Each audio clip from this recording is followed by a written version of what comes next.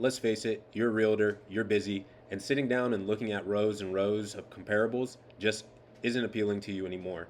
Now, with today's technology, you can actually steal this workflow from me and you can actually take those boring sheets, throw them into this workflow, and actually have a conversation with the data so that you come off as a neighborhood expert on your next listing appointment or next social media video. All right, in today's video, I'm actually going to show you how to make this exact workflow in n8n using ChatGPT. Gone are the days of sitting on the MLS and looking at spreadsheets and trying to understand comps. Now you can actually have a conversation with that data and have a better understanding so you can come off as the neighborhood expert on your next listing appointment or your next social media video. I'm actually going to be giving you this workflow for free.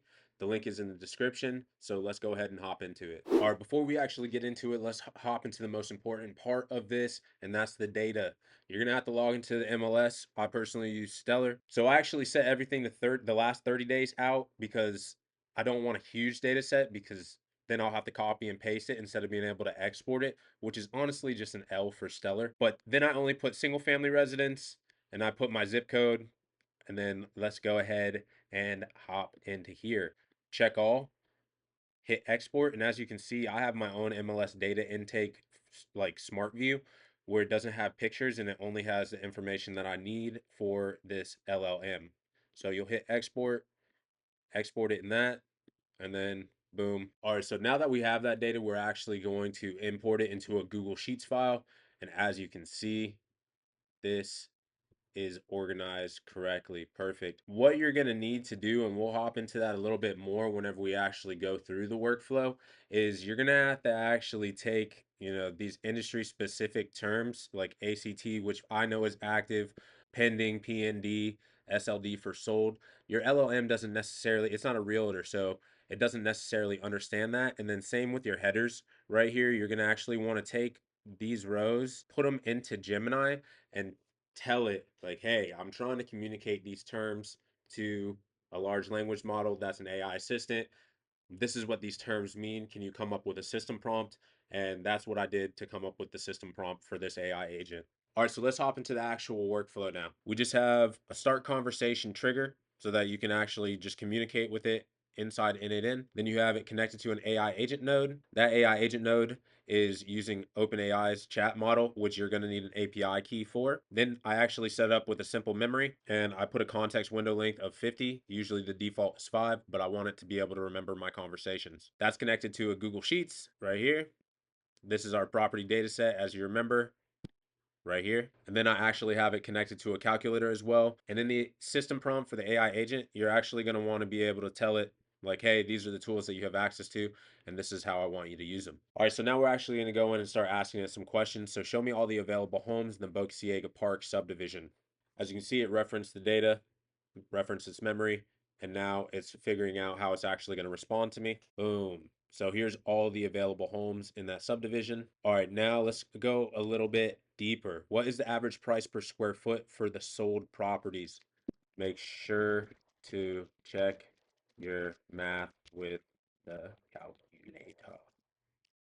The average price per square foot for the sold properties is approximately 394.42 per square foot. Let me know if you would like any further analysis. All right, so now we're actually going to ask it, hey, what are the best schools in the area and the best places to eat in the area? I need a short bullet list. So we actually have it set up with a web search feature so that you can ask it questions about the area. And if it doesn't know the answer from your data or its memory, it goes and searches the web. There we go. Places to eat. Mazzaro's is actually a little far, but it is worth the drive.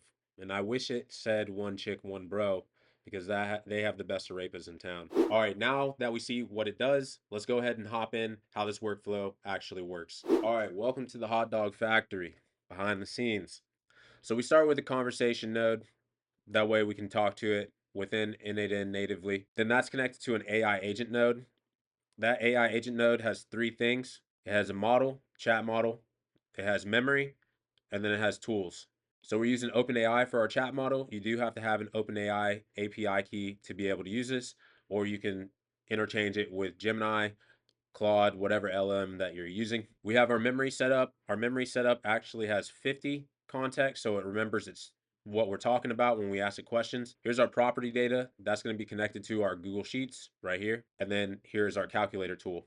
So the most important thing on this is the system prompt of the AI agent, because you really want to drive in the knowledge that you have in your head so that it has a basic understanding of what those abbreviations mean in the MLS like you do. So let's hop into that right now. You are an expert real estate assistant agent. You have access to a Google Sheet tool and a calculator tool.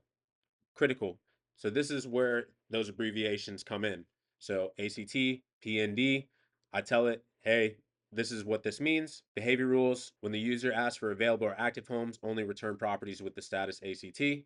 That way it's really driving in, hey, this is what that means. Data dictionary, this is all our headers and what they mean, like legal subdivision name. We know that that means neighborhood, so we're telling it, hey, that also means neighborhood if we ask. Physical specs, this is the comps that we go by. Heated area, the living square footage. Use this for all plus or minus 20% size calculations. You can go ahead and change it to whatever comp specifics that you choose.